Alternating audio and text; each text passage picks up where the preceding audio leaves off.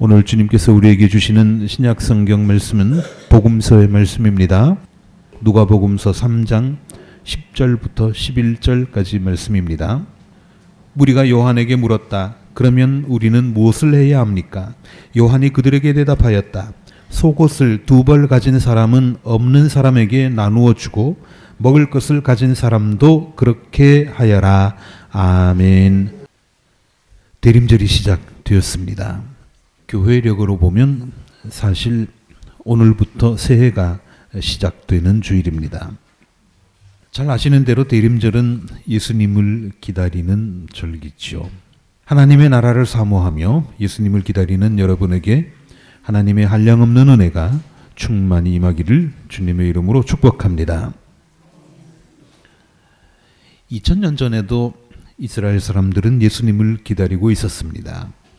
그런데 그 사람들은 예수님 개인에 대해서는 사실 잘 몰랐겠죠. 아직 태어나지도 않은 분에 대해서 알 리가 없습니다. 그렇다면 그 사람들이 진정으로 기다리던 것은 하나님의 나라였습니다. 너무나 살기가 힘들었기 때문이죠. 새로운 세상이 좀 오면 좋겠다 하는 그런 소망을 가지고 있었습니다. 하나님의 나라를 누가 세웁니까? 메시아가 세워주실 것이라고 그들은 굳게 믿고 있었습니다. 그러니까 그들은 메시아를 기다린 것입니다. 못 살겠다.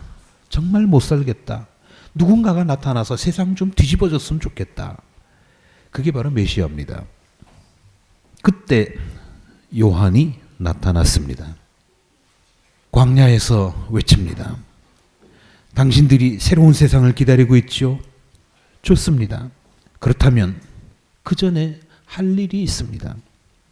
사람들이 물었죠. 우리가 뭘 해야 됩니까? 뭘 해야 되죠? 요한은 그들에게 3가지를 말해 주었습니다. 당시 요한은 요단강 근처 광야에 있었습니다. 거기서 사람들에게 세례를 주고 있었는데 요즘 우리는 세례를 베풀 때에 물을 찍어서 머리에 바릅니다마는 이거는 약식입니다. 그렇지 않고 지금도 제대로 하는 교단이 있기는 하죠. 요한의 세례는 사람을 요단강 물속에 완전히 잠기게 했다가 다시 올라오게 하는 것이었습니다. 발끝부터 머리끝까지 완전히 씻는 의식이었죠. 옛사람은 물속에 완전히 내버리고 새 사람이 되어서 올라온다 하는 그런 의미였습니다. 이런 식의 세례가 원래 없었던 것을 요한이 고안해낸 것은 아니지만 그 당시에도 널리 행해지던 의식은 아니었던 것 같습니다. 어쨌든 요즘 말로 요한은 포스가 장난이 아닌 사람이었습니다. 이 소식은 입에서 입을 타고 널리 퍼져나갔습니다. 어떤 사람이 광야에 나타나서 사람들을 물속에 박았다가 꺼내는데 그 효험이 대단하다더라 하는 것이었습니다.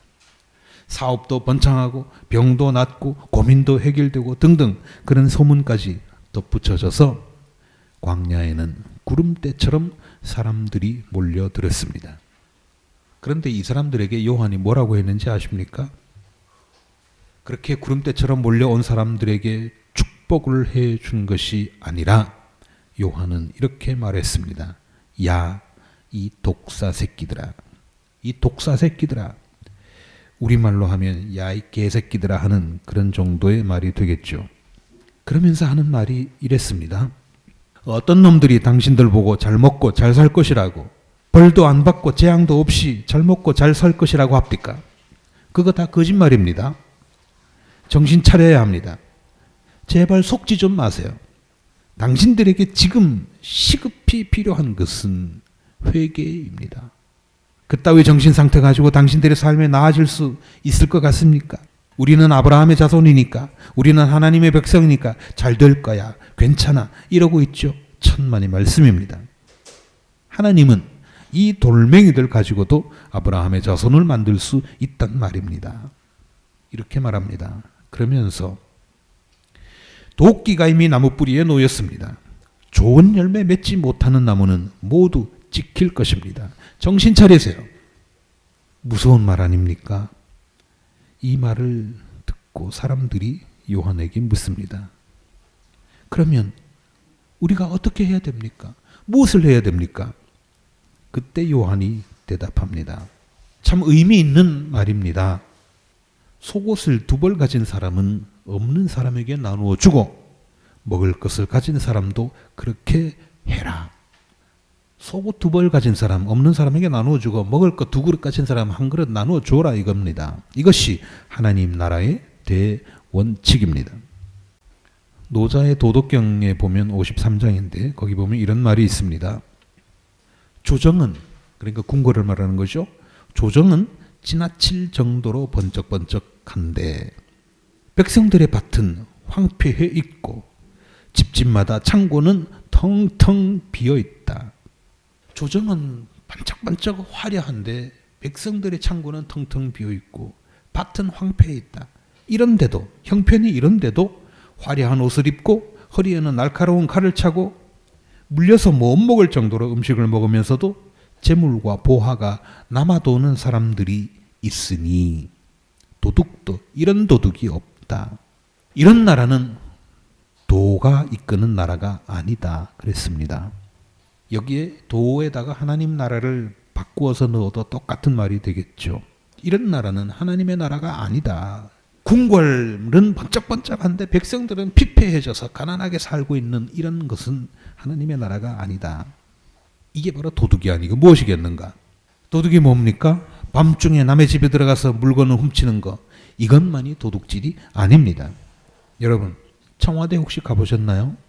아니면 정부 청사 가보셨습니까? 대구에 있는 경북도청 가보셨습니까? 아니면 구미시청에는 가보셨겠죠? 어딜 가든지 어떻습니까? 널찍널찍합니다. 그리고 번쩍번쩍합니다. 다른 관공서들도 마찬가지입니다.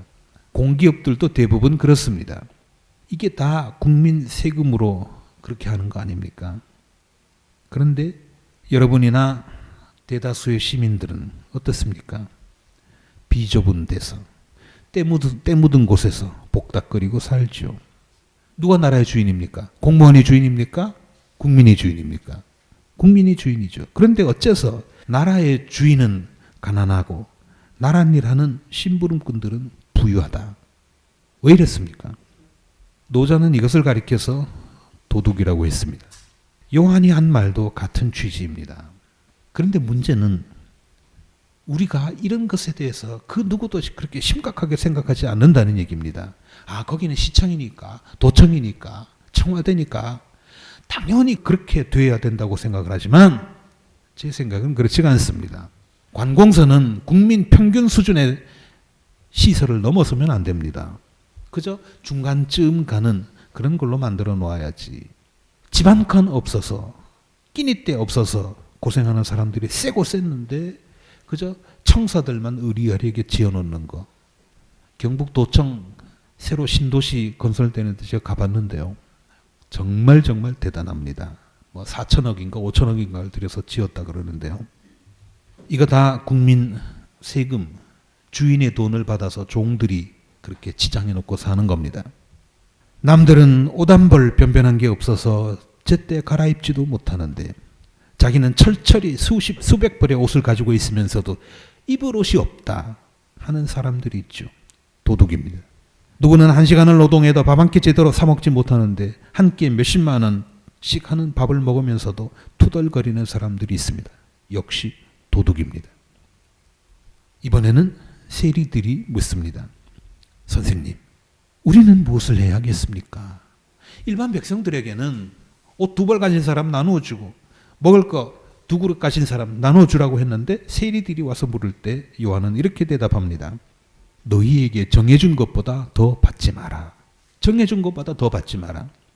당시에 세리들은 월급제가 아니라 도급제였던 것 같습니다. 요즘 세무서는 어떻습니까? 정부에서 주는, 나라에서 주는 월급만 따박따박 받고 또 세금은 정해진 비율에 따라서 세율에 따라서 그렇게 그냥 거두어들이지만 그 당시에는 그렇지 않았던 것 같습니다. 자기가 거두어들이는 세금의 일부를 세금 걷는 사람이 먹는 그런 제도였습니다. 그러니까 한 푼이라도 더 거두어야 수익이 많아지는 거죠. 악착같이 덤벼들 수밖에 없습니다. 세금 거두기 위해서 인정사정 두지 않았을 겁니다. 요한의 얘기는 당신들이 한 짓거리 스스로 잘 알고 있지 않느냐. 그러니까 착취하지 말고 어지간히 좀 벗겨 먹어라. 그런 얘기입니다. 자, 첫 번째 일반 백성들에게 한 얘기, 그리고 두 번째 세리들에게 한 얘기 모두 정부에 대한 지적, 나라에 대한 지적입니다. 이거 정치 얘기죠. 이번에는 세 번째 질문, 군인들이 나와서 물었습니다. 그러면 우리들은 무엇을 해야 하겠습니까? 우리들은 무엇을 해야 하겠습니까? 요한이 대답합니다. 아무에게도 협박하여 억지로 빼앗거나 거짓 고소를 하여 빼앗거나 속여서 빼앗지 말고 너희 봉급으로 만족하게 여겨라. 너희 봉급만 가지고 살아라. 남의 거 뺏어 먹지 말고. 그런 얘기죠. 요새는 군인들이 민간인들에게 나쁜 짓을 하면 큰일 났죠. 그러나 옛날에는 군인들의 횡포가 어느 나라를 막론하고 상당했습니다. 임진왜란 때 명나라 군대가 조선에 왔었죠. 물론 조선에서 선조 임금이 좀 도와달라고 해서 온 사람들입니다. 그런데 이 명나라 수군 함대 500척, 이 사람들은 조선을 구원하기 위해서 왔다면서 가을이 가고 겨울이 다가도록 강화도에서 나오지도 않았습니다. 싸우기는커녕 코빼기도 안 보입니다. 명나라 수군 총병관인 진린이라고 하는 사람은 산동에서 출발할 때 전속 요리사를 7명이나 데리고 왔다는 이야기도 있습니다. 전쟁을 하러 온 건지 호강을 하러 온 건지 모를 일이죠. 뿐만 아니라 이 사람들은 강화도 인근의 섬 백성들을 붙잡아다가 군역에 동원했습니다. 마구 잡아다가 일시키는 거죠. 그리고 백성들의 곡식과 물고기를 빼앗아 먹습니다. 거기에 더 나아가서 백성의 딸들을 엮어서 수경지로 끌고 들어갔다 하는 기록도 있습니다. 6.25 전쟁 때 우리나라에 온 미군들은 또 어땠습니까? 물론 목숨 걸고 싸운 훌륭한 군인들도 많았죠. 그렇기도 했지만 그들의 만행 또한 만만치 않았습니다. 우리가 사는 이곳에서 가까운 황간 아시죠? 황간 경부선 철도 밑에 보면 그 노군리라고 하는 마을이 있습니다. 거기 가보면 지금도 미군들이 동네 사람들에게, 주민들에게 마구잡이로 총질한 그 총탄의 흔적들이 아직까지도 선명하게 뚝방에 철길 뚝에 남아 있습니다. 기회가 되시면 꼭 한번 가보시면 좋겠습니다. 그리고 지위나 돈을 믿기로 해서 여자들을 욕보인 일은 이거 셀 수도 없이 많았습니다. 요한의 말은 제발 그런 짓 좀 하지 마라. 그런 짓 좀 하지 마라 하는 겁니다. 너 월급 받지 않아. 그 월급 가지고 그냥 살아. 그러고 보니까 이것도 나라에 대한 질책입니다. 군인들이 정부에서 관리하지 않아요. 요한의 말을 정리하면 세 가지입니다. 첫째, 백성들을 내팽개쳐 놓고 임금이나 관리들만 잘 사는 것은 안 된다. 이거는 하나님의 나라가 아니다. 둘째, 세금을 과도하게 거두어 들여서도 안 된다. 그것도 하나님의 나라가 아니다. 그리고 셋째, 국가기관이 힘이 있다고 해서 백성들을 향해서 폭력을 휘둘러서는 안 된다. 이거는 하나님의 나라가 아니다. 이게 2000년 전 이야기입니다. 요즘 어떻습니까? 제가 다시 이 성경을 읽어보니까 이게 2000년 전 이야기인지 요즘 이야기인지 헷갈릴 정도입니다. 그만큼 요한은 혁명적인 메시지를 전했습니다. 그 옛날 요한도 이런 요구를 했는데 이 문제들은 아직까지도 우리 현실에서 그대로 남아 있습니다. 백성들이야 굶어 죽든 말든 정부기관들만 화려합니다. 부자들은 요리조리 빠져나가는데 서민들만 세금 부담을 왕창 짊어지고 있습니다. 국가기관에서 저지르는 폭력들, 이런 것들은 다 덮어놓고 시민들이 데모 좀 한다고 IS라니 폭도라니 이렇게 몰아댑니다. 아무쪼록 대림절을 맞이해서 요한의 말처럼 이런 부조리들을 이 땅에서 몰아내고 하나님의 나라를 이룩하는 일에 기쁘게 앞장서는 저와 여러분들이 되시기를, 그래서 하나님의 크신 은혜와 복을 크게 누리기를 주님의 이름으로 기원합니다.